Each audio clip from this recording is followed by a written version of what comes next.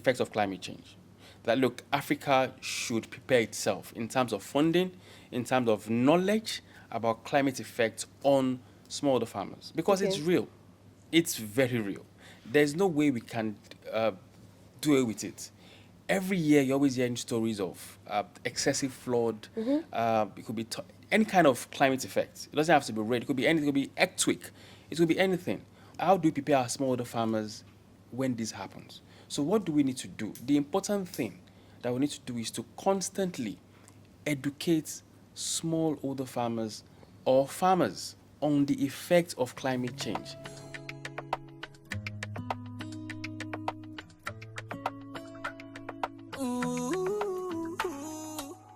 Hello, guys. You're welcome to another edition of the Junction Podcast powered by TAO. And I'm your host with the most, the blackest girl in your neighborhood, Black Pika. I know you're wondering why I'm smiling so hard. It's another podcast where I get to learn a lot about agriculture. And as usual, I am not alone in the studio. I have with me Mr. Akim Ali. It's so good to have you in the studio. Thanks. How are you doing? I'm doing good. Hope I'm it wasn't fine. hard to find the studio. No, Abba. Lekki, those- who doesn't know Lekki for Lagos, Abba? No, it's You look easy. like a Genge Lagos boy. Ha. Okay, let's just go. Okay, now. If I tell you that yesterday, Yeah? I was at a village Okay. called Ayetoro in Ogun State. Okay. Those okay, now let's go. All right, Mr. Aki, tell us about yourself and what you do. All right, so my name is Akim Ali. I'm the founder and also CEO at Corporate Farmers International. Okay. I'm an agribusiness coach, farm executive, Okay. and also a farm consultant. Okay. I've been in the industry for the past 2 decades. That's 20 years. We started small. In fact, we started with like play. So we started play. So it started like a joke in terms of started writing blogs. So writing blogs specifically for agriculture. Oh. Yeah. Those days we don't have what we have now on social media. You had maybe Facebook was what was existing there more or less. Okay. You have There's no more. IG or Twitter. No, there was nothing like that. Okay. Even if there were, very few were actually using it. Very few, and maybe not even in Nigeria. Then, if you want to get latest gist, you have to go to Blogspot. Then you have Okay. likes of the Linda, the Bella, and every other Blogspot available then. So we started writing articles around agriculture via Blogspot. That was how we started. So the Blogspot, after so many years, transformed into a company. So the company is called Corporate Farmers International. You can still go and check the Blogspot. You check corporatefarmers.blogspot.com. Okay, so you're kind of there. Yeah, that's where the foundation of the company started from. So you did not study agriculture in university? That is the funniest part. I did not study agriculture in university. Oh. At all. My degree was accounting. I had a diploma in insurance and actuarial sciences. Wow. I have my MBA, but I ended up in the industry. One of those that didn't practice what they studied. Something like that. so I had to learn all through the field. Wow. Practically all through the field till today. So what inspired you to go into that? Now Something that must have inspired you. So what inspired me was my late grandfather. Oh. Yeah, and that was so many years ago. When we were growing as young folks, we normally go to his farm in a village, not a village, town called Ilishon. Ilishon is in. I have so many names to learn today. Yeah, so Ilishon is close to Shagam. Okay. Very also close to Kenya and Peru. So he has a farm somewhere there where he has a cocoa farm. Oh, cocoa. So during holidays, so he has cocoa farm and also a cola nut farm. So during holidays, we go there. So I see what he does, and also being a retired accountant. Yeah. So I see what he does and how we do it with passion and everything. So we always go along with him, to get that young child experience. So that was where the passion came from many years ago. And after my NYSC, I thought to myself, I studied accounting my BSc level, and I was like, look, okay, you can't, in my head, shout out to those who are accounting, no big deal. No beef at all. in my head, I was like, look, Akin, you can't keep doing debit and credit all your life. You need to do something rather creative, something new, and something different. Okay. So I took my time to check through virtually all the sectors. I said, look, Akin, let me just see what the agri sector could offer. And I realized that it's only in agriculture you can actually do everything you want to do.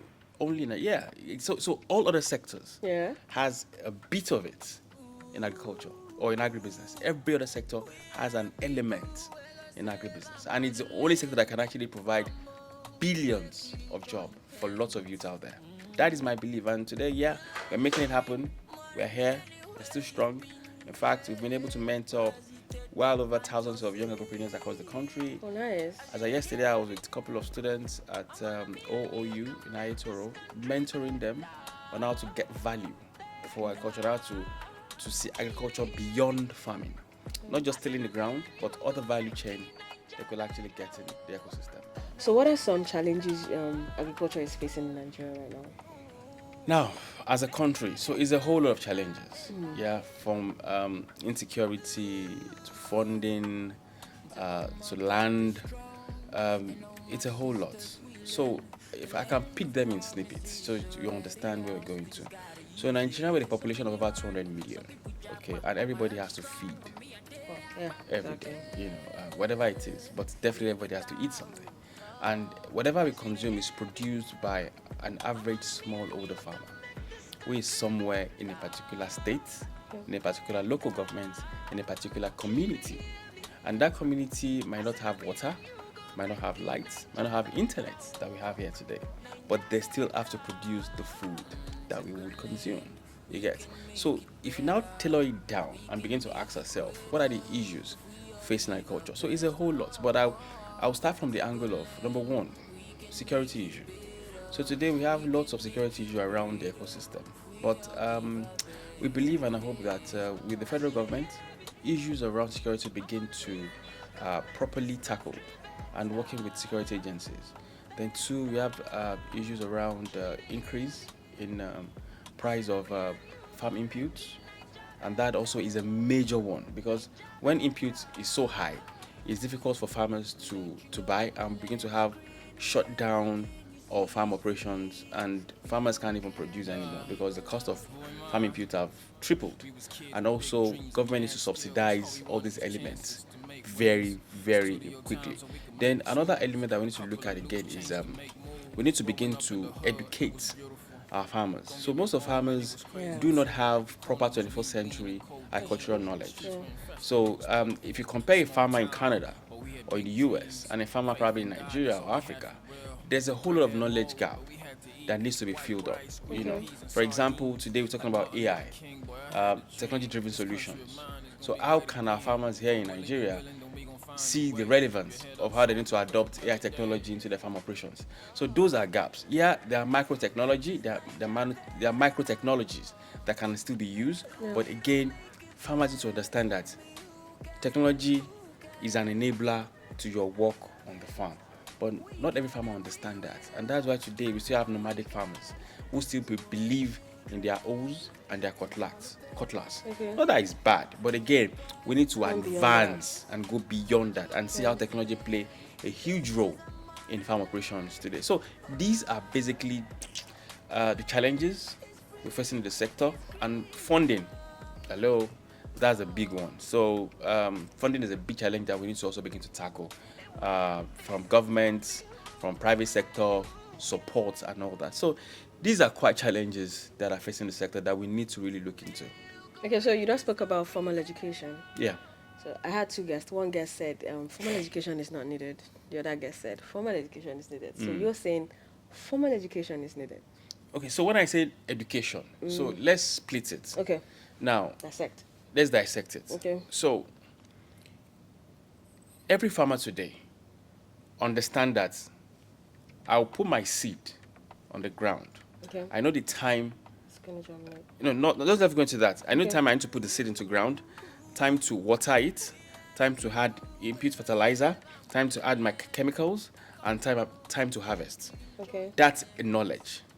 You don't need to go to school to get that. Okay. Daily practice, you will understand Learn that. on the farm. Those are basic knowledge. Okay. You understand? Since you've been on the farm, those are basic knowledge. Exactly. Now, there is so much more that you could do effectively in that same practice, but you need an higher level of knowledge, which you won't get on the farm, but you will get somewhere else where you need to learn and understand. Okay. That is where the formal comes Comes into in. play. Okay. Okay. Now, why do I need to spray a 10-hectare of farmland with my hand if I know that, oh, with the work of drone technology, Yeah. I can do the same work with limited time, with limited effort, and achieve a better result?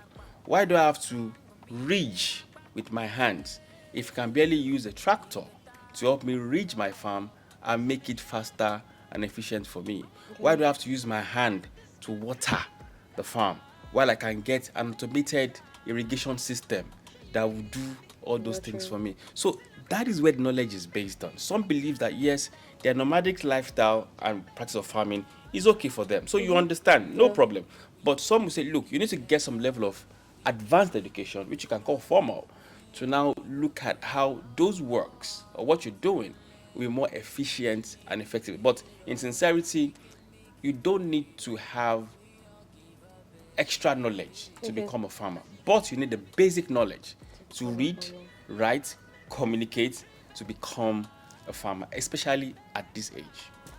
Nice. Yeah. So, Mr. Akin, Yeah. tell us what your brand does for farmers. What do you do for farmers? Okay, so for us, Yeah. we have majorly five major operational Okay. model. So one of it is we have a commodity business. Okay. So we buy and sell commodities Okay. for industries and for those who wants to buy in terms of grains. One, then two, we also have capacity building and training. So it means that we offer some level of trainings for farmers and capacity building. So today we've been able to train quite a lot of young agripreneurs, Okay. business owners, and those who would like to set up Agri Ventures. Then also we are a farm management company. So it means that we have a set of agronomists where they will set up your farm for you. Okay. And ensure that the operational model from point A to point Z is being achieved. So it means that you don't have to actually be on the farm to own a farm, but we could run the entire management process for you in production. So not that so two different things. So not that we collect money to say come and invest. No, we put the money into production. We set up a farm for clients from point A to Z. And also we have a digital agricultural solution where we offer e-learning trainings for those who doesn't have to physically present. So we have an e-learning academy that we offer to stakeholders in the sector. And we partners with different institutions across the country to learn it. And also we have an extension service platform where we also help those in rural communities, to get information from government, stakeholders into the rural farm. So it's like agri communication or marketing, where you get information down to the rural communities through the power of social media, networking, and also using your brand visibility. And today we could say that at least in terms of communicating to farmers, we are part of at least the first 5 company that's been able to successfully over the years, use the power of effective communication to enrich and make our farmers more wealthy in terms of knowledge. Nice. Thank you. It's very nice. So, how does agricultural consultancy support farmers and agribusiness in Nigeria? Oh, so it's a lot, yeah, because if you look at consultancy, Yeah. in terms of operational model, you see every stakeholder or every intending farmer that want to set up an agricultural venture needs a guide, or we call it consultant, to hold their hand through the process and ensure that they do not fail. Because some of us has burnt our hands in the industry for years. I remember there was a time we had a project way back in Kwara State, and we were so excited about the project. It was a 200-acre maize farm. We were so excited. And along the line, at the point of harvesting, we realized that climate change showed us shaggy. So because then, so there was a point that it rained back to back for 7 days. at the point of harvest. And if it's raining, it's difficult to harvest. So it was raining back to back, and a particular portion of the land was swamped with water. So it damaged few of our crops, and it was a big loss on us because we estimated, profit, after the entire harvest period. But again, these things that we don't preempt. But if you had knowledge of climate change and say, look, you have that knowledge and say, look, it's going to rain for 7 days, quickly harvest this period, move to this period, then that couldn't have happened. So consultancy helps guide stakeholders, farmers, either newcomers, existing farmers, to do things right and also ensure that the process of farm operations are well aligned. That's what we do basically, and that's what I do. Okay, can you elaborate on any recent government policies aimed at improving agriculture? Okay, let me talk about the recent one. Okay. So the recent one that was released a few days ago was the setting of the livestock ministry. Okay. And that for me is awesome. It's awesome because one of the things that I have actually seen or positioned this country to be is that, look, most advanced countries, there's always a separation between the livestock and the crop production part. So let livestock has come up with its own potential as a ministry. Because today the livestock industry is in billions of dollars, over 200 billions of naira in Nigeria. So what I think I can get from livestock, you can get your milk, you get your fats, you get your beef, you get your horn. Sorry? I don't want to say it loud. You get blood. It's for a couple of things.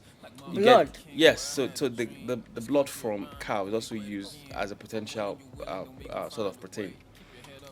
So you also have the downhill, that's the waste. Okay. So the life cycle of cow or livestock in generally, it's in billions of dollars. So we need to properly tap in. I'm not talking about leathers now. Leather, that's not a big one. Where you get your belt from, your leather jacket, your bags. You female now. Yeah. So most of those things, but us we eat as momo. This Momo doesn't even give anything in the body. So those are the elements or potentials I see that look. I love it as I separated that industry, and so that we can begin to tap into the potentials of livestock industry a whole. And one of the things that we have done to prepare ourselves for that was to set up a platform called Ruma, and it's a traceability platform where you can actually get a lot of potentials. If from the slaughter slab, if you're a producer of livestock, if you're a seller of livestock, if you import it, you're into extension services or any other things around livestock value chain. We have created a platform called Ruma that can help solve that solution. So I feel that policy is fantastic, and I believe that yes, it's going to serve its own purpose within the industry and help create more wealth for livestock farmers today in Nigeria. He totally agrees with it. That's what you. I'm telling you, I'm so happy about it, and I buy into it. It's a policy that we've been waiting for. Oh, nice. Yeah. That means ahead. Exactly. So can you discuss the relationship between climate change and agriculture? Is there a relationship between those two? It's a whole lot. Okay. There's a whole lot of relationship. Today, most farmers suffer losses. I didn't good relationship though. No, bad one. They are not friends. At all. At all. Trust me, they are not friends at all. So you see, climate effect has its own big tail on agriculture or agri-produce. Yeah. And if you check over the years, historically in Nigeria, we've had times where excessive rainfalls has damaged several farmlands. 2-3 years ago, we had a whole lot of rice farm of over 1,000 hectares swiped off due to floods, heavy rain downpour, and it's a loss on the farmer itself. So this is it. We always say, look, if you have history of climate effects on your farmland, there's no need to repeat the process again on that same farmland. What you can do is, number one, you can either avert it or prevent it. So don't even plant there for the next farming season or avert it totally. But if you want to mitigate against it, get an agricultural insurance policy that will help you to say, oh, even if it happens, then you are protected. Then if it does not happen, fine. Then there are other factors through technology. Today we have technology that help us determine weather information, when it's going to rain, and all that. So with that, again, we've been able to have sensible information to say, look, you're going to have this amount of rainfall today. Don't, then it helps you to know the limits of rainfall you have on your farm on that particular day. Okay. Then when it's getting too much, then you know that you're in trouble.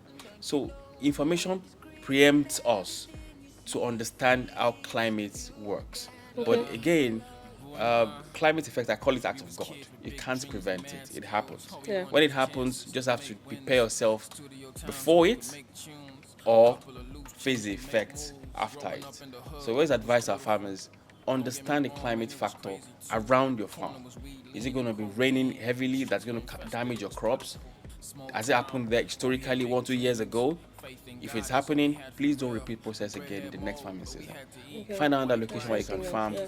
and prevent it. So it happens, but again, we as humans, as farmers, we're always kind of stubborn sometimes. We will say, oh, God will help me. But again, technology has been there for us to help provide solutions Certain to these things, things yeah. and preempt us when we're going to have excessive climate effects on our farmlands. Okay, so as a coach in the industry, Yeah. what are the things that farmers are doing at the moment that they shouldn't be doing that's not helping? Okay, so farmers are doing a whole lot. One of the things that we're trying to also pitch or talk about against is the lack of information. If I say what are the things farmers are not doing, then you have to, if you go into rural communities, for example, there are practice type of agriculture. Sometimes you see a man of 60 years old still trying to cultivate with his hand and back and his entire body. And we'll be like, look, hold on. We know you're strong and, agile, but you can't continue this process. Let us help introduce technology into what you're doing. So farmers sometimes resent technology Why though? because they kind of believe that it might replace their work or replace their job. I think it makes it easier.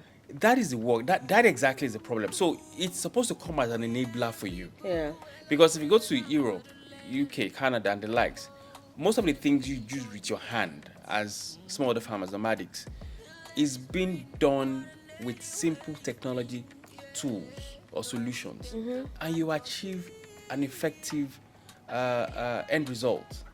So, but farmers sometimes believe that, oh no, if I don't do this, I won't get paid my few naira. I don't want to say dollars, my few naira. But not knowing that, look, let's bring in technology. You learn how to use the technology to help your work better so that you can even achieve the same result faster and easier. Let me give you an example. How will a farmer cultivate a 10-hectare of farmland using his bare hands? I've seen it before in the north.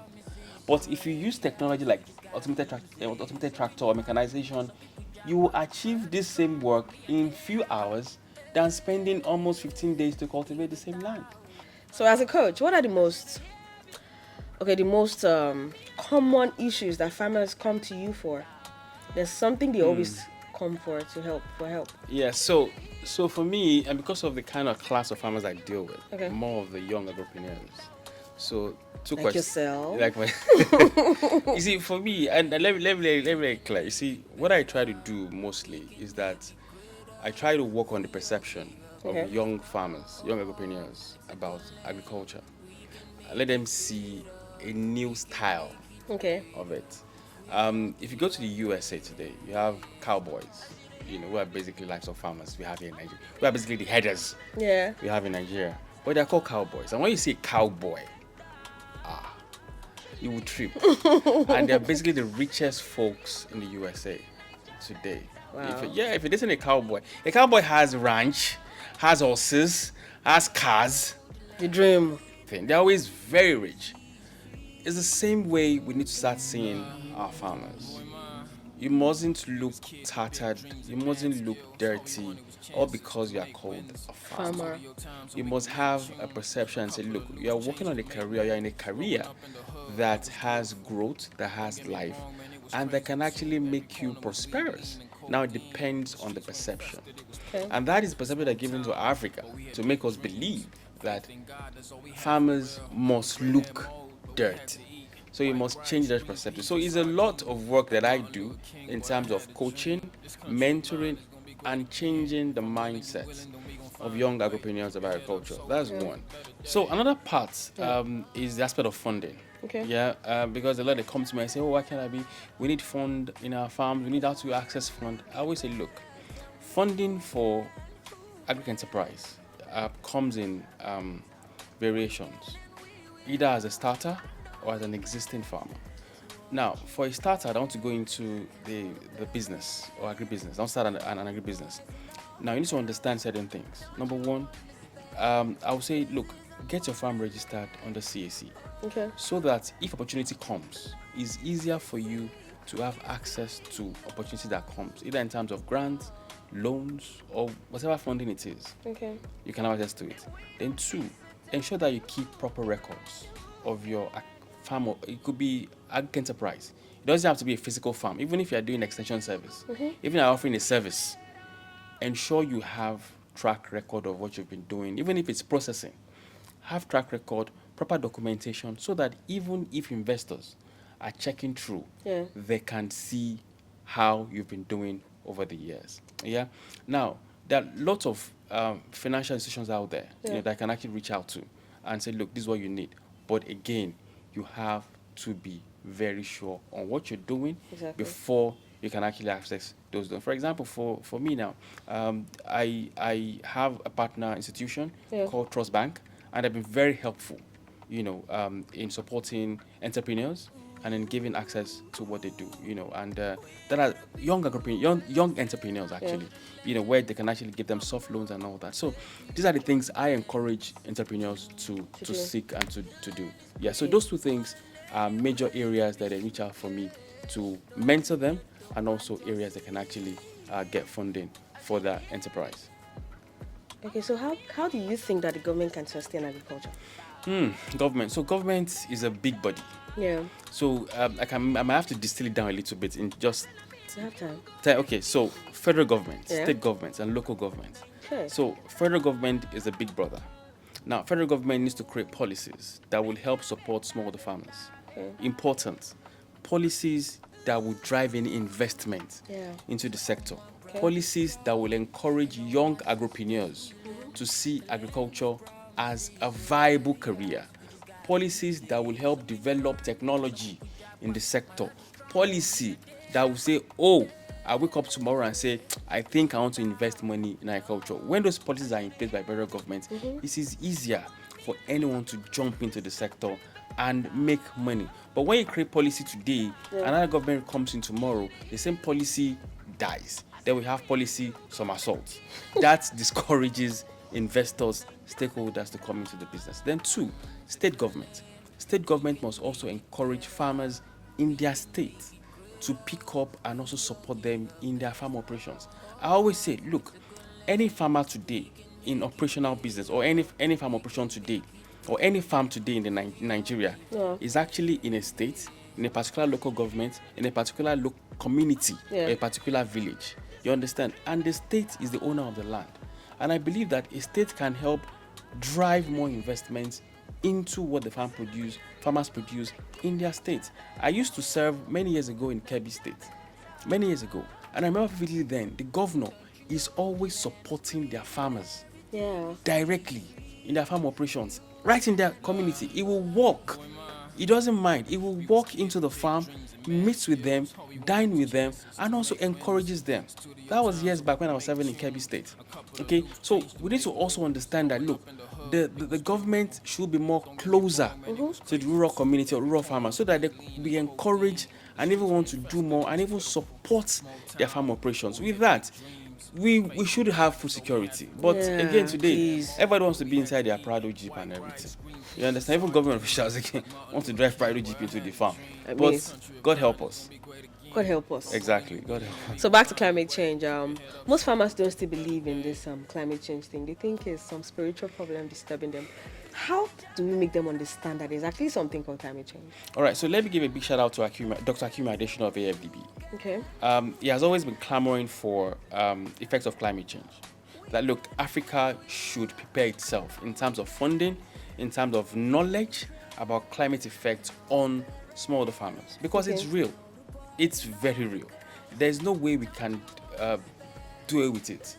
every year you're always hearing stories of excessive flood. It could be any kind of climate effect. It doesn't have to be rain. It could be anything. It could be earthquake. It could be anything. But how ready or how prepared how do we prepare our smallholder farmers when this happens? So what do we need to do? The important thing that we need to do is to constantly educate smallholder farmers or farming community on the effect of climate change, why they need to prepare for it, measures they need to put in place if it happens, and what they can do to mitigate themselves against it. And there are so many things available that they can do, and that's why at the point they set up climate funds, whereby farmers that have been faced with such issues can actually release set of relief funds for them. So climate change is real, Yeah. but again, we need proper education and proper funding to help us mitigate and prepare ourselves for these things when it occurs, because the loss is always very huge, Yeah, especially yeah. on food production. It's always very, very huge. Okay, so most business people I've been privileged to talk to would say that they saw a problem and decided to solve it as a business person. Yeah. So as a coach in the industry, are there any problems that you can advise the young folks to look at and solve and take up? Any gap in the industry right now? Trust me, there are a lot of problems in the industry. Okay. Now, let me give you a story. The fintech industry became $1 billion industry today because some set of young folks Decided. saw problems Yeah. within the financial institution, Decided okay, to solve it. and tried to solve it using technology Yeah. to solve such problems. And today, with the press of certain codes, We're mobile there, we're phones, somewhere there.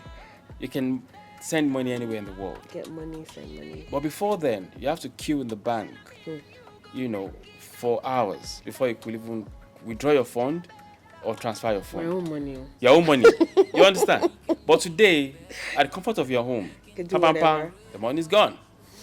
That was a problem that they solved. The same problem applies to the agri sector. Yeah. We have lots of problems, from crop production to processing to harvest to tractorization to monitoring to pest control to diseases. Is a whole lot. But again, I always say something. If you can begin to think like the fintechs Yeah. and create hubs, agricultural hubs, where we bring young minds together, identify specific them. problems, invest in them, and provide solutions to solve such problems, we won't be where we are today. Europe, Canada, US were able to develop their agricultural enterprise. Reason because they invested money in solving problems around the agricultural ecosystem. And that's why today you have AI-driven technology. As a farmer, sit in your house, pick your mobile phone, you click in where you want the tractor to drive to cultivate, to harvest, to plant, Wow. to reach. Yes, all on your mobile phone. And it does that smoothly for you. You just at the comfort of your home. Just put in the numbers, put in the codes. It does it for you. But we are not there yet as a country. And that is the future we want to put into the life of our younger agripreneurs.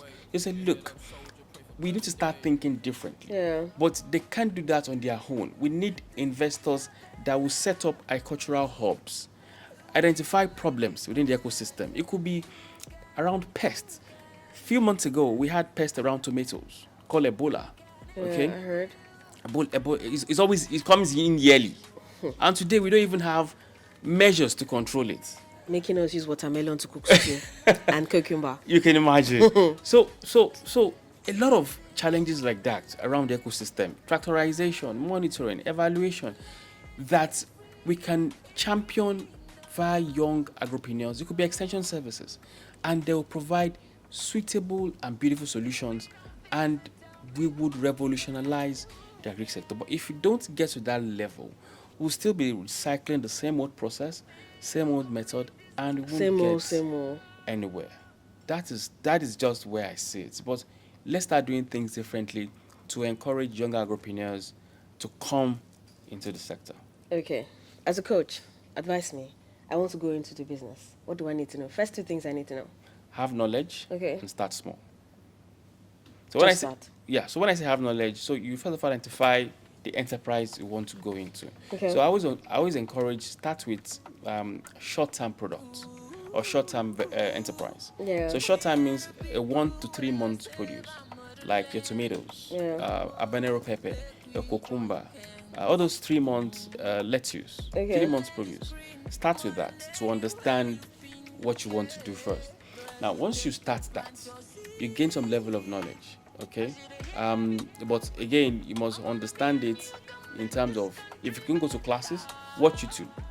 Then once you watch YouTube, you have everything on YouTube. Then you now begin to practice it. Have a small piece of land at your backyard or inside sack. Can you plant inside your sack? Plant in there. Begin to experiment it Okay. and understand the process. Once you have that, then begin to harvest and sell it to market. So once you start making your own small money Yeah. from those small bits, then you have an understanding of what you're doing. Then with that, you now go to the phase 2 and saying, okay, let me now get a larger kind of land and do the same thing all over again. Experiment it also. Then once that is done successfully, go to the phase 3, go commercialize it and all that. So with that process, you're Yeah. able to learn agricultural production effectively. Let me give an instance. For example, for myself, I have a daughter. She's just 8 years old. Okay. So in my backyard, we have a small rabbit farm. Yeah, a small rabbit farm. And it started like a joke. She was just watching Bugs Bunny. and She wanted what? I like, look, Daddy, I want a rabbit. I said, okay, instead of just wanting a rabbit, let's convert that into a business. So I took her to a rabbit farm in Ikorodu, if I'm correct, in Ikorodu. So we were there for a complete day. So she had to understand, she was taken through the entire process, what the rabbits eat, how they behave, their life and all that. So that day we bought about 2 rabbits.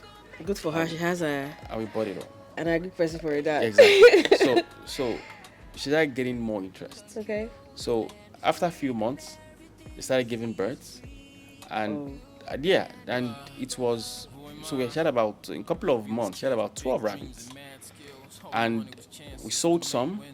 Okay. Yeah, so that was where she started making her money. In fact, part of what she sold was used to pay part of her school fees. Then Have you heard? I remember so Okay. much, so well.